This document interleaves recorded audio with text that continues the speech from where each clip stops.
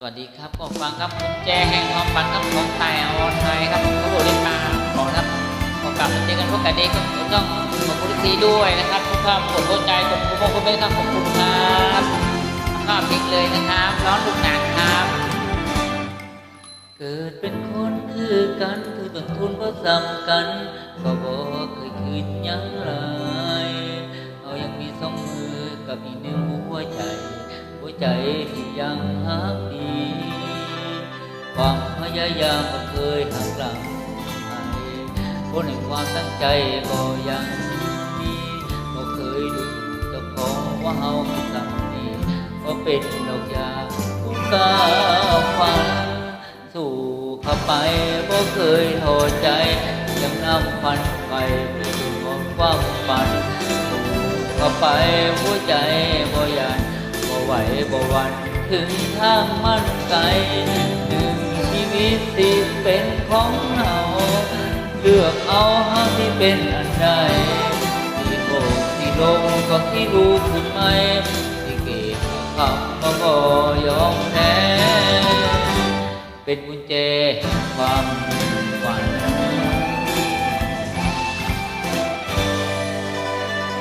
บอกกับใจทุกวันมันต้องมีสักวันทุกอย่างที่เป็นคือใจจะคิดดวงชะตาไปให้ถึงที่จุดหมายด้วยใจที่อยากได้ดีความพยายามก็เคยหักหลังคนแห่งความตั้งใจก็ยังมีก็เคยดูถูกเจ้าของว่าเฮาคือจำนี้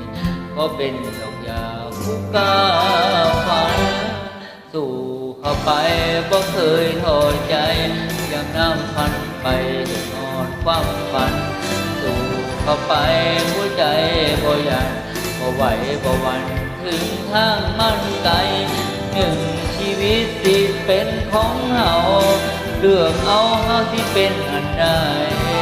ที่โอกที่ดมก็ที่รู้ขึ้นไหมที่เก็บคำก็บ่ยอมแพ้เป็นกุญแจแห่งความฝันก็ชนิดเศรษฐกิจก็ไปยึดกับการใช้เงินด้วยครับแล้วก็เงินนะตอนนี้ทองก็บาทละ60,000 กว่าแล้วติด70,000แล้วนะครับนะเอาโอเคครับแล้วก็ฝากการใช้รถนะครับนะสู่เข้าไปก็เคยท้อใจยังนำฝันไปจนหมดความฝันสู่เข้าไปหัวใจบ่หยันบ่ไหวบ่หวั่นถึงทางมันไกล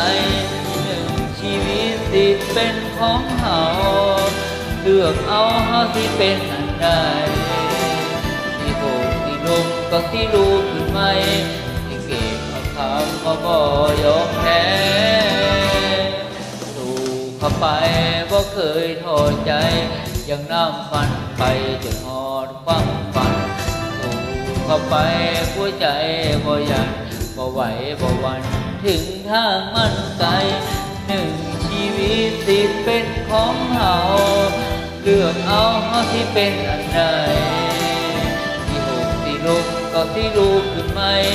ที่เก็บเอาคำมาบ่ยอมแพ้เป็นกุญแจความฝันก็ได้ประมาณนี้กันนะโอเคนะครับนะคุณสีด้วยครับสายเกียบเขาเปิดซองวีโฟสลิปปิ้งคูนายนะครับโอเคครับ